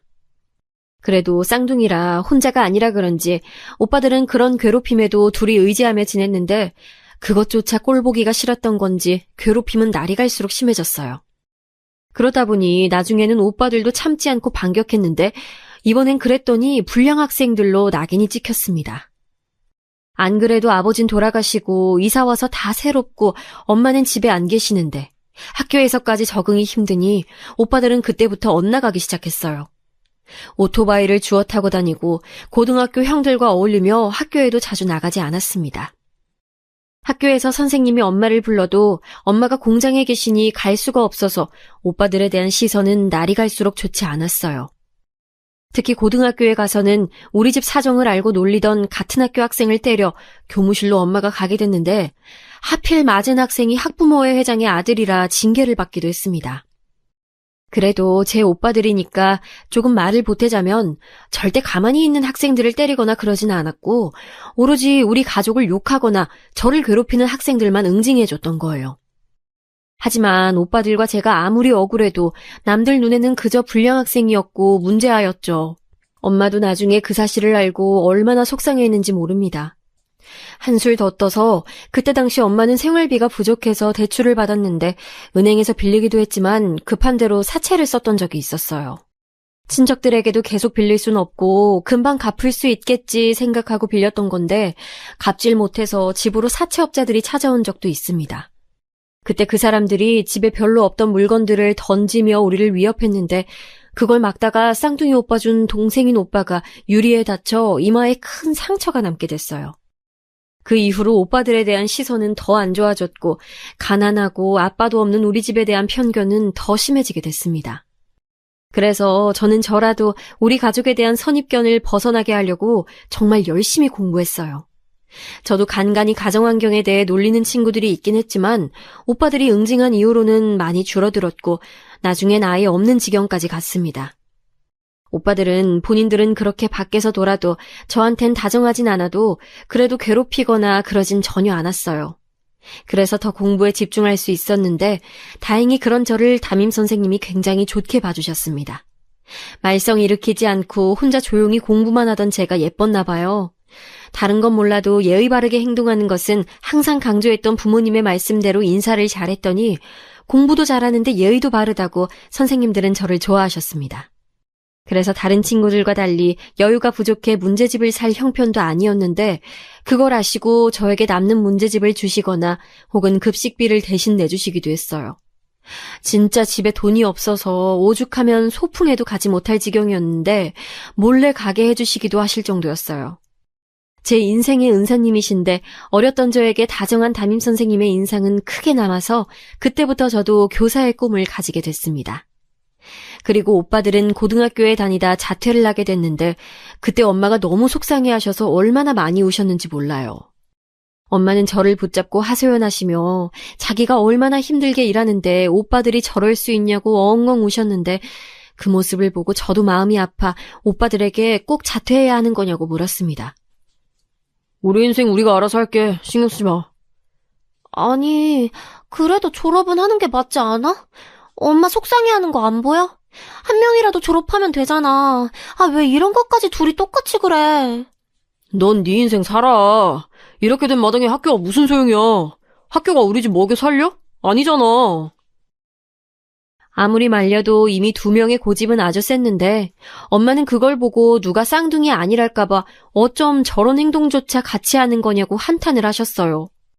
오빠들이 자퇴까지 하니까 저에 대한 시선은 날이 갈수록 좋지 않아 나중엔 또래 친구가 아예 남지 않았습니다. 그렇다고 오빠들을 원망하거나 그런 것은 절대 아니고 그럴수록 정신 차리고 빨리 나라도 성공해야겠다는 생각이 아주 커서 잠도 줄여가며 열심히 공부했어요. 사채 관련해서는 친척들이 사정을 알고 조금씩 도와주셔서 급한 불은 끌 수가 있었습니다. 명절 때마다 그래도 서로 만났었는데 오빠들이 자퇴하고 막 나가기 시작하니 그 뒤로는 잔소리가 심해졌고 급기야 명절에 큰아버지 댁에서 오빠들은 크게 깽판을 쳐서 우리 집은 친척 모임에 낯이 부끄러워 나가지도 못하게 됐어요. 엄마는 급기야 나중엔 잠도 제대로 오지 않는다며 술에 의존했습니다. 집이라고 해봤자 단칸방이라 서로 뭐 하는지 다 알 수 있었는데 제가 공부를 하면 옆에서 엄마는 술을 마셨어요. 그러면서 저한테 한 명이라도 멀쩡해서 네 아빠가 하늘에서 좋아하겠다고 우스갯소리를 하시곤 하셨죠. 그렇게 저는 고등학교 시절을 보내고 마침내 집과 가까운 교대에 입학할 수 있었습니다. 제가 합격 통지서를 휘날리며 공장에서 돌아온 엄마에게 보여주니 엄마는 당신보다 키가 큰 저를 안고 빙빙 돌며 얼마나 좋아하셨는지 몰라요. 저는 장학금을 받고 입학했기 때문에 엄마에게 주는 부담도 없었고 그런 저를 엄마는 자랑스러워하며 아빠가 계신 무덤에 가서 합격증을 놓고 술을 따라주고 오셨습니다. 교대에 입학하자 소식을 듣고 저를 유난히 예뻐하셨던 선생님께서 크게 기뻐하시며 심지어 눈물까지 보이셨는데 그 순간을 잊을 수가 없네요. 오빠들은 그때 당시 무슨 양아치 무리에 들어가서 건달인지 뭔지 그 생활을 하느라 집에 오지도 않았는데 그래서 나중에 제 합격 소식을 듣게 됐답니다. 오빠들이 그렇게 건달 생활을 하며 지내는 동안 엄마는 그래도 자식이라고 집에 오면 밥을 챙겨주시고 끝까지 내치지 않으셨어요. 저도 나중에는 오빠들에게 지금이라도 늦지 않았으니 정신 차리고 빨리 일반적인 생활을 하라고 했더니 신경 쓰지 말라는 답이 들려와 그 뒤로는 뭐라 하지 않았습니다. 대신 제가 할 수 있는 것인 공부를 대학에 가서도 참 열심히 했어요. 장학금 타고 학교에 다녔으니 등록금 문제는 없었고 기본적인 용돈은 제가 과외를 하며 벌었습니다. 그래서 성인이 되고 나서는 엄마에게 용돈을 받은 적이 단 한 번도 없었어요. 그 덕에 우리 집은 예전처럼 가난하진 않았지만 그렇다고 풍족하지도 않았습니다. 예전엔 먹을 수 없었던 간식을 먹게 되는 정도라고 말하면 이해하실까요? 진짜 우리 집이 어려웠을 때는 과일도 사 먹지 못할 정도였거든요. 급식비가 밀려 선생님이 대신 내주실 정도였고 저도 친구들이 학교 끝나고 어디 놀러 가자고 하면 안 된다고 먹기 싫다고 거짓말하고 바로 집에 와서 울었던 날이 한두 번이 아닙니다. 무튼 그 정도로 가난한 건 아니었으나 그래도 여전히 하고 싶은 걸 다 하는 생활을 하지 못했어요. 왜냐하면 대출이 남아있었기 때문에 빚을 갚아야 해서 엄마는 돈이 생기면 무조건 빚을 조금씩 갚았어요. 그 사정을 아니 저도 과외를 많이 하게 됐는데 나중엔 입소문이 나서 많은 돈을 벌 수 있었습니다. 돈을 버느라 바빠 대학생이면 다 한다는 연애를 하지도 못하나 생각했는데 3학년 때 저도 드디어 연애하기 시작했어요. 같은 과 동기였는데 알고 보니 저를 입학식 때부터 좋아했었다고 하던 남자친구는 3학년이 되고 저에게 저돌적으로 들이대기 시작해서 학교에 다니던 학생들이라면 다 알 정도로 우리는 공공연한 커플이 됐어요. 남자친구를 사귀니 무엇보다 좋았던 점은 그때 당시 제가 의지할 대상이 없었는데 드디어 마음을 털어놓을 수 있는 사람이 생겼다는 거였습니다. 그러면서 저는 평생 오빠들에 관한 얘기를 남에게 얘기한 적이 없는데 그때 남자친구에게는 아버지가 돌아가신 것부터 오빠들의 반항과 현재 집안 상태까지 다 말하게 됐어요. 원래 줄줄 말할 생각은 전혀 없었는데 술이 들어가니까 저도 모르게 모든 집안 사정을 얘기하게 됐습니다. 남에게 말하는 것은 제 얼굴에 침 뱉기라고 생각했는데 남자친구는 진지하게 제 말을 경청해줬어요. 그런 일이 있는 줄 전혀 몰랐어. 그동안 힘들었겠다. 이제 내가 네 옆에서 힘이 돼줄게. 지금 생각하면 되게 상투적으로 들리는 저 말이 그때 당시엔 얼마나 의지가 되고 좋았는지 모르겠습니다. 남자친구와 저는 여행도 다니고 영화도 보며 서로 싸우지도 않고 졸업할 때까지 계속 만났습니다. 둘이 같은 직종에 있으니 서로 임용을 준비하면서 힘이 되어주었는데 이때 우리 사이는 더 견고해졌어요. 공부하며 힘들 때마다 서로 도시락도 싸주고 같이 도서관에서 밤도 새워가며 공부했던 기억이 아직도 생생합니다. 제 대학 생활을 말하자면 다 남자친구와의 추억들밖에 없다고 해도 과언이 아니에요. 다행히 졸업하고 둘 다 한 번에 임용고시에 합격해서 발령을 받았는데 너무 다행히 같은 동네에 있는 학교에 발령이 나서 그때도 계속 쭉 안정적으로 연애할 수 있었어요. 사귀는 기간이 길어지며 서로 결혼 얘기도 나오고 있었는데 전 다른 건 다 괜찮았지만 쌍둥이 오빠들에 대한 시선이 두려웠습니다. 남자친구도 오빠들의 얘기를 꺼내며 어떻게 설명해야 할지 상당히 곤란해했죠. 그때 당시 오빠들은 여전히 건달일을 하며 경찰서에도 불려가고 말썽을 부리고 있었습니다. 엄마가 아무리 회유하고 달래도 듣지도 않았는데 나중엔 엄마도 포기하셨어요.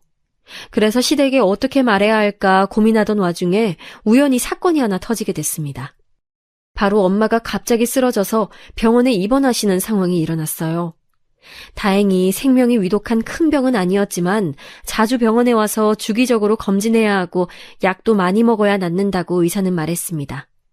입원도 2주나 하셔서 제가 학교에 적응하기도 바쁜데 엄마까지 아프시고 남자친구랑은 결혼 얘기도 해야 하고 너무 머리가 아파 살이 아주 많이 빠지게 됐어요. 그때는 모든 게 저한테 버거웠고 세상이 원망스러웠습니다. 그래서 오빠들에게 태어나서 처음으로 큰 소리를 내며 엉엉 울며 말했습니다. 제발 정신 차리라고. 언제까지 그러고 살 거야. 엄마 아픈 거 안 보여? 이러다 엄마까지 돌아가시면 어떡하려고 그러는 거야. 뭐라고? 엄마가 아파? 그럼 미리 말했어야지. 오빠들은 제 말을 듣고 병원에 가서 엄마를 봤는데 실제로 이제 평생 달고 살아야 하는 병이라는 소리를 듣고 충격을 받은 것 같았습니다. 그리고는 놀랍게도 둘은 조직 생활을 청산하고 나오게 됐어요. 한 3주간 집에 들어오지 않더니 갑자기 와서 자기들이 이제 새로운 인생을 살 거라고 말하는 모습을 보고 내심 뿌듯하더라고요. 나오면서 듣기로는 손가락을 자르거나 그런 일도 있다던데 제가 자세히는 모르지만 적어도 오빠들의 손가락은 10개씩 다 있는 걸로 보아 나름 좋게 나온 것 같더라고요. 그리고 쌍둥이들은 본인들도 이제 새로운 생활을 하겠다며 가장 먼저 검정고시를 따기 시작했어요. 제가 직업이 교사라서 옆에서 좀 봐줘야지 싶어 봤는데 생각보다 너무 멍청해서 얼마나 놀랐는지 모릅니다. 아무리 중학생 때부터 공부를 놨어도 이 정도인가 싶어 우리 학생들이 더 공부를 잘하는 것 같아 황당함에 말을 잇지 못했어요. 그래도 자기들 나름대로 꼭 따겠다고 열심히 공부하는 모습을 보니 기특하기도 하고 응원해주고 싶어 열심히 인내심을 가지고 가르쳤습니다.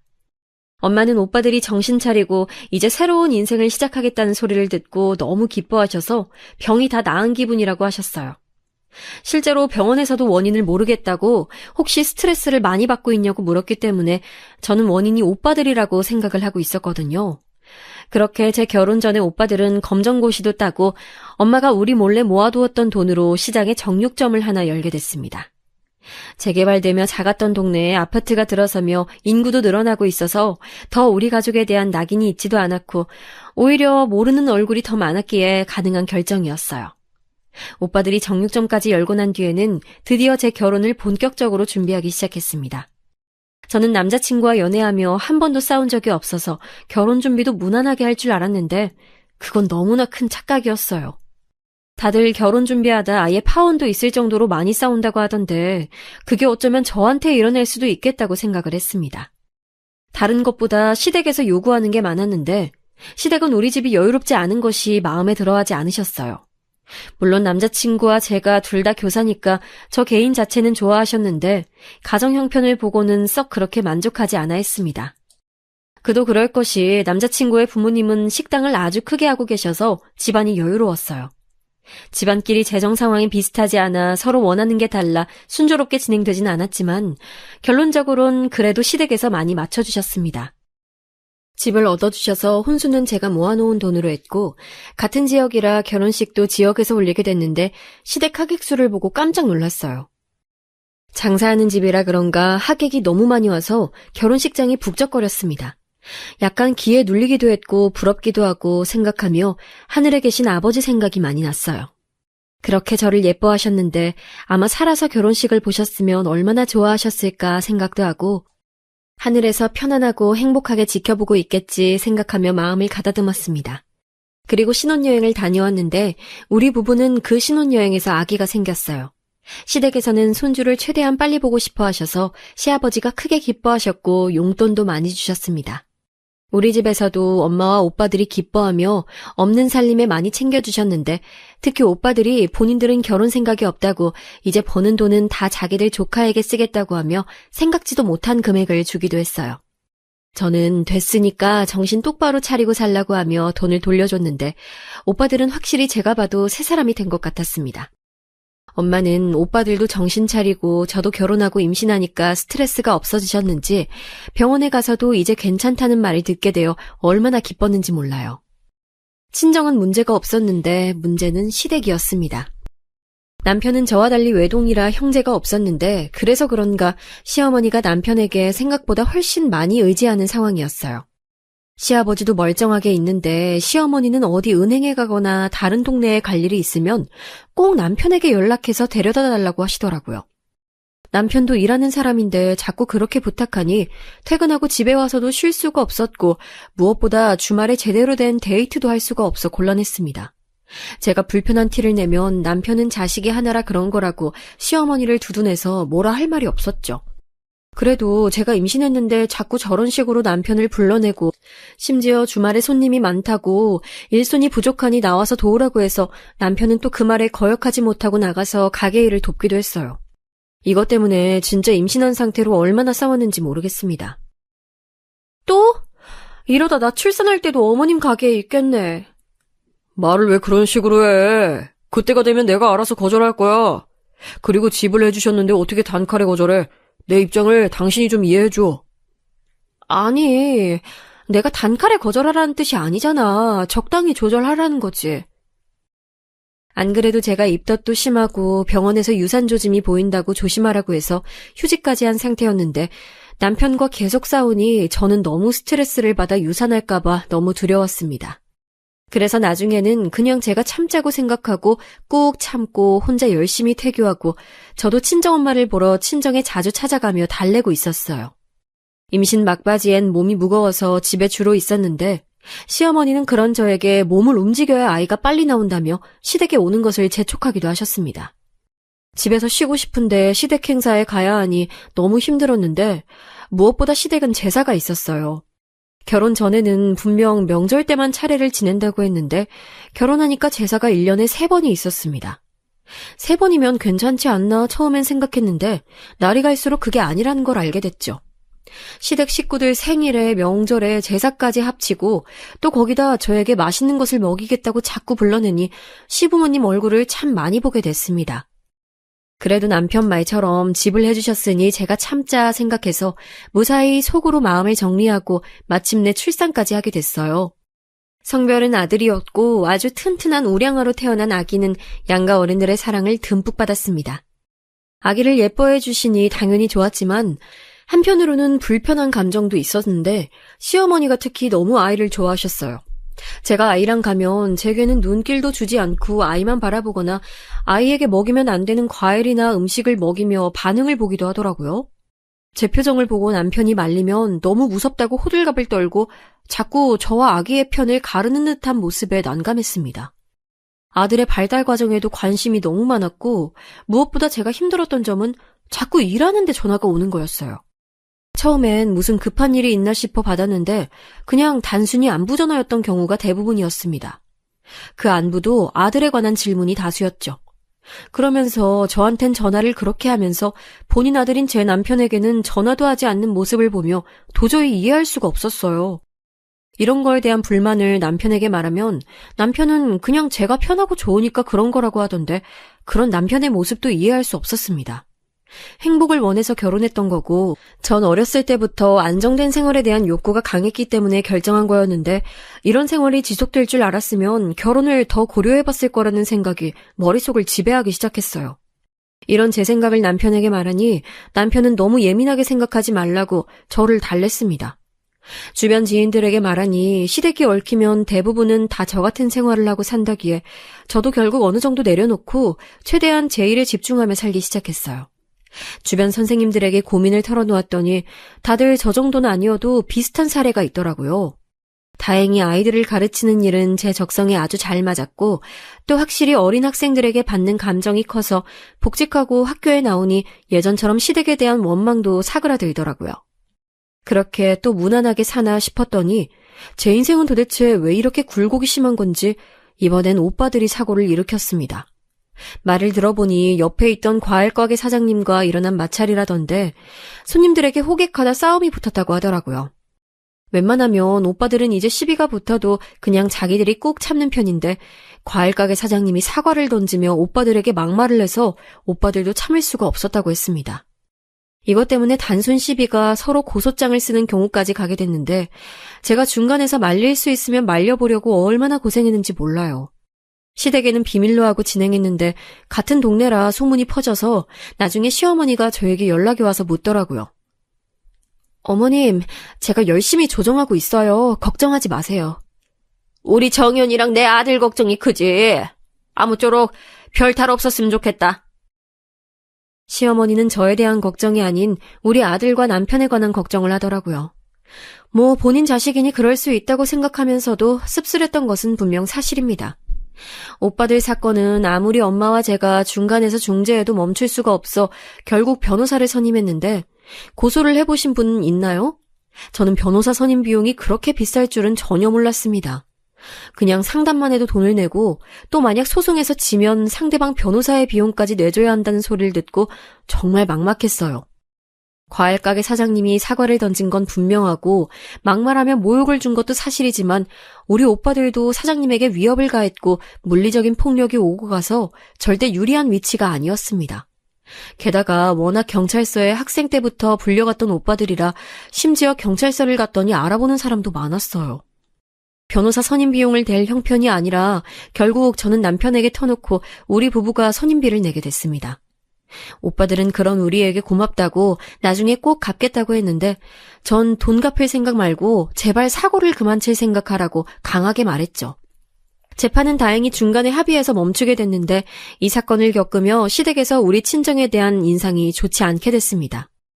물론 우리 오빠들이니 저는 그렇다 쳐도 남들의 시선까지 막을 수는 없으니 씁쓸하지만 그래도 넘기려고 했는데 시어머니가 자꾸 우리 아들을 보면서 너희 외삼촌들 닮으면 큰일이 난다고 하는 말은 넘기기가 힘들었습니다.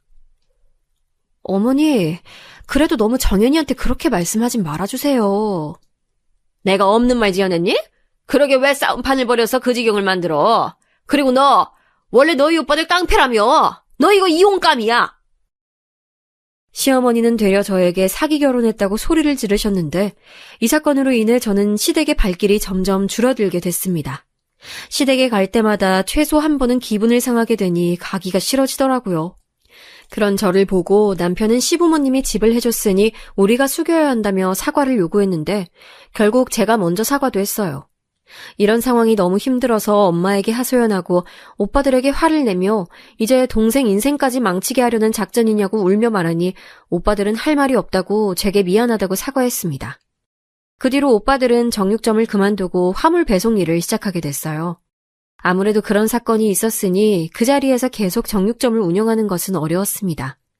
알고 봤더니 그 과일가게 사장님은 워낙 시장에서 나쁜 쪽으로 유명한 사람이었다던데 새로 장사를 시작한 오빠들은 그 소문을 전혀 몰랐던 거였더라고요.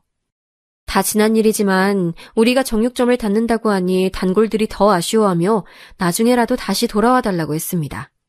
하지만 오빠들은 다시 장사할 생각은 없다고 차라리 종일 운전하는 게 편하다고 하며 그리고 진짜 제대로 정신을 차린 건지 그 뒤로 5년 넘게 사고를 치지 않고 돈도 꼬박꼬박 벌어 집에 생활비를 줬습니다. 오빠들은 또 우리 아들을 자기 자식처럼 예뻐했는데 데리고 놀이공원도 다니고 공원에 가서 몸으로 놀아주기도 하고 용돈도 많이 줘서 아들이 외삼촌들을 많이 좋아했어요. 아들이 특히 축구에 관심이 아주 많았는데 그걸 알고 오빠들은 아들하고 시간이 날 때마다 가서 공을 찼어요. 우리 아들은 오히려 아빠보다 외삼촌들과 지내던 시간이 많을 지경이었죠.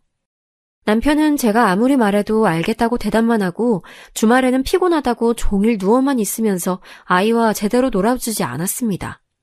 차라리 이렇게 놀아주는 사람이 있으면 그러려니 할 텐데 시어머니는 도움은 주지 않고 아들에 관한 관심만 많으니 나중엔 아들도 그런 관심을 부담스러워했죠. 아무튼 오빠들은 특히 제가 시댁 때문에 힘들어하면 머리를 식히고 오라고 아들을 대신 봐줘서 남편과 둘이 여행을 다닐 수 있었습니다. 교사라서 방학 때 시간이 많았는데 그때도 본인들은 괜찮으니 남편과 둘이 시간 보내라고 일까지 쉬면서 저를 많이 도와줬어요. 그러다 우리 아들이 중학교에 입학했던 해에 믿을 수 없는 사건이 일어나게 됐습니다. 그날은 학교에서 근무하고 있었는데 갑자기 핸드폰이 울려서 봤더니 엄마 번호였어요. 저희 엄마는 웬만하면 제가 일하고 있을 때 전화를 하는 분이 아니라 이상하다고 생각하며 받았더니 너무 충격적인 소식이 들려왔습니다. 여보세요? 엄마, 무슨 일이야? 원래 이렇게 전화 안 하잖아. 어떡하니, 어떡해. 너희 오빠들 지금 병원이래. 사고 났어. 뭐? 일단 병원 주소 알려줘. 수업이 끝나고 달려간 병원에선 오빠들이 급하게 긴급수술을 하고 있었어요. 말을 들어보니 둘이 원래 따로 운전하는데 그날따라 퇴근을 같이 하려고 같은 차를 타고 있었다고 합니다. 그러다 고속도로에서 사고가 나서 차가 뒤집혔고 심하게 다쳤다고 해요. 수술을 기다리며 엄마랑 밖에서 둘이 손을 부여잡고 기다렸는데 마침내 문이 열리고 의사가 밖으로 나왔습니다. 침울한 표정으로 마지막 인사를 하라고 하는 말을 듣고 저는 온몸에 피가 식는 기분이 들었어요. 엄마는 옆에서 주저앉아 오열하고 간신히 정신을 붙잡고 전혀 희망이 없는 거냐고 물었더니 의사는 죄송하단 말만 하더라고요. 의사 선생님은 최선을 다했으니 원망할 수 없었고 오빠들을 보러 각자 다른 수술방에 들어갔는데 둘 다 어쩜 그렇게 많이 다쳤는지 너무 고통스러워 보였습니다. 너무 힘들어 보여서 보내주는 게 좋다고 생각했어요. 오열하고 정신을 제대로 차리지 못하는 엄마를 달래며 서류 작성을 하고 장례식장을 잡았습니다. 남편도 일이 끝나고 왔고 친척들에게도 소식을 알렸어요. 친척들은 장례식장에 한 걸음에 달려와서 우리를 위로해줬습니다. 분명 어렸을 때는 5명이었던 우리 가족이 이제 엄마와 저밖에 남지 않았다고 생각하니 눈물이 멈추지 않았어요. 오빠들이 이제 정신 차려서 진짜 엄마한테도 지극정성으로 잘해서 주변에서 부러워할 정도였고 그런 모습을 보며 잠시 연락을 끊었던 큰아버지도 그런 오빠들이 아버지를 닮았다고 하늘에서 아버지가 기뻐하실 거라 했는데 이렇게 되다니 너무 슬펐습니다. 그동안 자기들이 어렸을 때 너무 못했다고 엄마한테 효도를 늦게라도 하겠다고 시간이 나면 좋은 곳에 데려가 같이 여행하고 맛있는 것도 많이 사줬었거든요. 엄마도 그래서 주변에 자랑도 하고 경제적으로도 오빠들이 많이 도와줘서 공장에 더 나가지도 않았습니다. 오빠들은 본인 용돈 제외하고 모든 돈을 엄마를 줬거든요. 둘은 결혼 생각도 전혀 없고 그냥 그렇게 엄마 모시고 살면서 우리 아들과 놀아주며 행복하게 인생을 마감하고 싶다고 했었는데 이제야 우리 가족이 행복하게 사나 싶었는데 이런 일이 발생하다니 너무 슬펐어요. 그렇게 오빠들의 합동 장례식이 끝나고 집에 와서 물건을 정리하는데 참 오빠들의 인생도 굴곡이 많다고 느껴져서 많이 울었습니다. 그리고 엄마가 집에 혼자 남겨져서 많이 외로워하셨어요. 남편도 아들들도 하늘나라로 갔으니 엄마는 홀로 집에 있는 것이 견디기 힘들다고 제게 흘리듯 말씀하셨습니다. 그래서 제가 일부러 더 많이 찾아가고 아들도 데려가서 최대한 엄마를 외롭지 않게 해주려고 노력했어요. 그래도 근본적인 그리움과 외로움은 잠시 옅어질 뿐 아예 사라지지 않았습니다.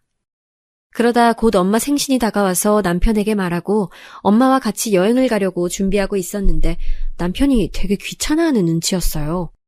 그래서 속상한 마음에 남편에게 불만을 얘기했다가 둘이 다투게 됐습니다. 친정집에 가서 여행 날짜를 잡는데 엄마는 우리가 가려고 계획했던 제주도를 작년 이맘때쯤 오빠들과 갔었다고 눈물을 흘리셨어요. 저도 그 말을 듣고 가슴이 아프고 또 아빠도 오빠들도 다 교통사고로 한순간에 떠난 거라 전혀 예고 없이 갔잖아요.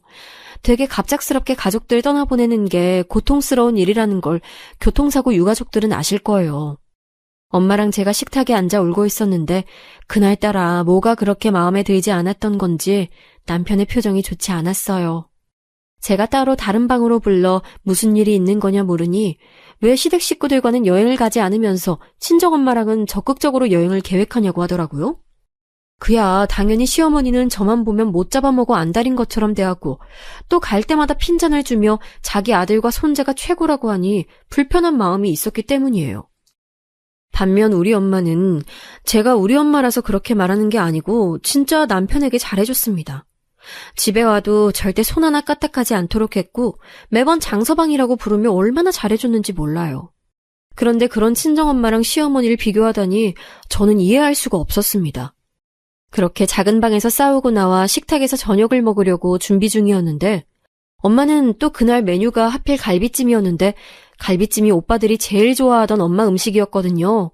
그래서 자꾸 눈물이 나와 미안하다고 하며 부엌에서 우리 부부와 아들을 먹이려고 준비 중이었는데 글쎄 갑자기 남편이 뭐라고 했는지 아세요? 그래도 말썽만 부리고 갔으니 호상 아니에요? 저는 처음에 저 말을 듣고 제가 잘못 들은 줄 알았습니다. 제정신이라면 저런 말을 어떻게 자식 잃은 엄마에게 할 수 있을까요? 그것도 오빠들이 죽은 지 오래된 것도 아니고 고작 한 달이 지난 뒤였는데 저러니까 저는 순간 피가 쏟는 기분이 들었어요. 사람이 너무 화가 나면 온몸이 부들부들 떨리는 거 아세요? 진정하려 해도 진정할 수가 없었고 바로 남편에게 뭐 하는 거냐고 따졌어요. 당신 그걸 지금 말이라고 해? 그게 할 말이야? 아니, 당신 오빠들 사고를 한두 번 쳤어? 사고? 그 고소? 그거 몇 년 전이야. 그 뒤로는 오히려 사고는커녕 시댁에도 금전적인 도움 준 거 당신도 알잖아. 어떻게 그렇게 말해? 아니, 갑자기 얘기가 왜 그렇게 튀어? 그렇게 따지면 당신은 우리 부모님한테 당신 오빠들 전직 깡패였던 거 말 안 했잖아. 아유, 그만해라. 내가 다 잘못했다. 엄마는 싸우는 우리를 가로막고 그만하라고 울면서 말씀하셨습니다. 전 나중에는 감정이 주체할 수 없어 엉엉 목 놓아 울며 당신과 결혼한 것을 후회한다고 말했어요. 실제로 우리 오빠들이 사고를 안 쳤다는 것은 절대 아니지만 그 뒤로는 시댁에서 장사가 힘들어졌을 때 돈도 내주고 일부러 가게에 가서 고기를 팔아줬던 날이 한두 번이 아니었거든요. 은혜를 이런 식으로 갚아도 되는 건지 생각이 들어 괘씸함에 도저히 넘어갈 수가 없었습니다. 안 그래도 시어머니가 집을 해줬다는 이유로 얼마나 간섭이 심했던 건지 스트레스 받아 잠을 못 잔 날도 많았는데 그냥 시원하게 이혼해야겠다 생각이 들었어요. 야, 이혼하자고. 아, 됐어. 당신하고 못 살아. 그래, 해. 애는 네가 데려가. 뭐? 당신도 아빠 아니야? 어떻게 그렇게 말해? 당신 엄마도 과연 동의할까? 그렇게 애싸고 도는데? 그건 알아서 할 테니까 걱정하지 마. 남편은 질세라 아예 아들이 있는 앞에서 저렇게 말했어요. 아들은 그 말을 듣고 울기 시작했고 저는 배신감에 이까지 떨렸습니다. 물론 저도 참을 수 없어 말한 건데 남편도 자존심 때문에 저한테 바로 저렇게 말하는 걸 보니 저런 사람과는 도저히 계속 살 수가 없었죠. 그리고 남편은 혼자 친정집을 나갔고 전 아들을 데리고 엄마 집에서 자고 일어났습니다. 다음 날도 주말이라 종일 친정에서 지내면서 진지하게 이혼에 대해 알아보고 있었는데 남편에게는 전혀 연락도 없었어요. 그리고 여러분, 정말 황당하게도 남편은 그걸 또 시어머니에게 가서 말했는지 시어머니가 친정집으로 찾아왔습니다. 일단 찾아왔으니 안으로 들어오라 했는데 갑자기 시어머니는 결혼이라는 게 원래 이런 거라며 서로 맞춰가는 거라고 저를 앞에 앉혀놓고 훈계를 하시기 시작했어요.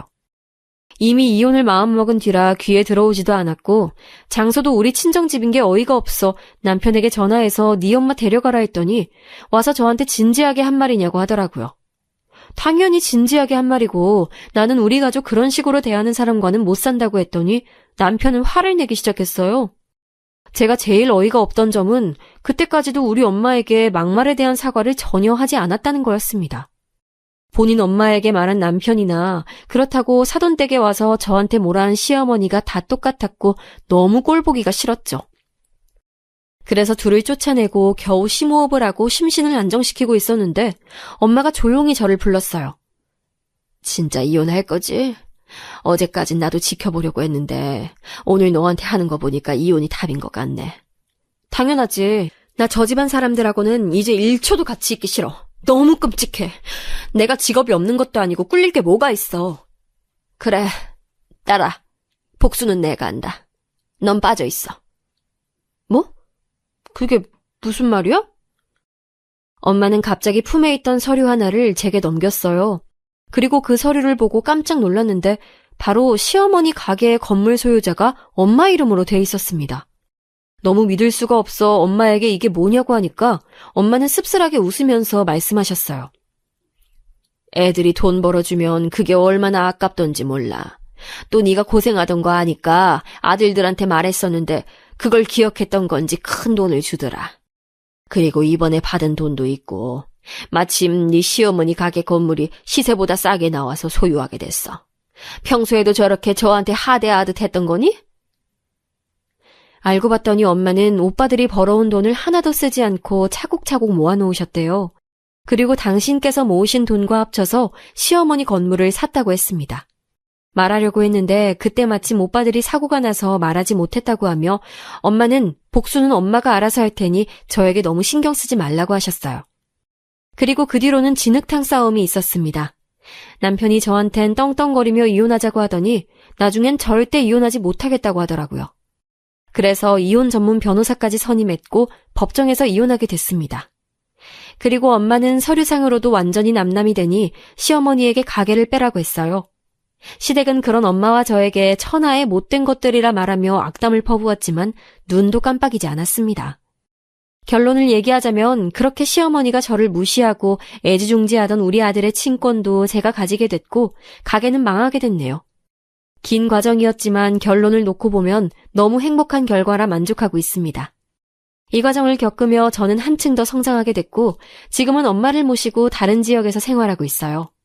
아들에게 좋은 아빠가 아니었던지라 아들도 아빠를 찾지도 않고 오히려 외삼촌들이 그립다고 해서 같이 오빠들을 보러 갔다 오기도 했습니다. 지금은 그래서 완전히 평안해진 상태예요. 전 이제 더 제사도 명절 스트레스도 시어머니 전화만 울려도 머리가 아픈 증상도 전혀 없어졌습니다. 여기까지가 제 사연인데 어떻게 재밌게 들으셨는지 모르겠어요. 사연을 쓰면서 제 인생을 돌아볼 수 있어 참 좋았습니다. 들어주셔서 진심으로 감사합니다. 여러분들도 행복하고 건강한 인생 사시길 진심으로 기원합니다.